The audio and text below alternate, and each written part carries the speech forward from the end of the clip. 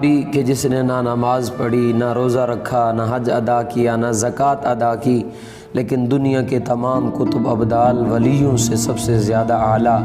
حضور ایک غزوے کی طرف جا رہے تھے، راستے میں ایک کالے رنگ کا چرواہا بکریاں چرا رہا تھا۔ میرے نبی کے چہرے انور کو دیکھا اور دیکھ کر کے دل ہار بیٹھا، مسلمان ہو گیا۔ اب حضور سے فرمانے لگا، حضور میں ان بکریوں کا کیا کروں، یہ تو میرے مالک کی ہیں۔ حضور نے فرمایا قلعے تک چھوڑ کے آؤ، جب اندر چلی جائیں تو واپس آ جانا۔ اب یہ صحابی واپس آئے، جنگ شدت کی اختیار کر چکی تھی، شریک ہوئے، اللہ رب العزت نے شہادت کی موت نصیب فرمائی۔ حضور شہیدوں کو دیکھ رہے تھے، اسے بھی دیکھا۔ میرے نبی صلی اللہ علیہ وسلم کی آنکھوں میں آنسو آئے، فرمایا میرا یہ صحابی، اس نے نہ نماز پڑھی نہ کوئی نیکی کی، لیکن اللہ رب العزت نے اس کے لیے جنت کے راستے کشادہ کر دیے اور جنت میں چلا گیا ہے۔ سبحان اللہ۔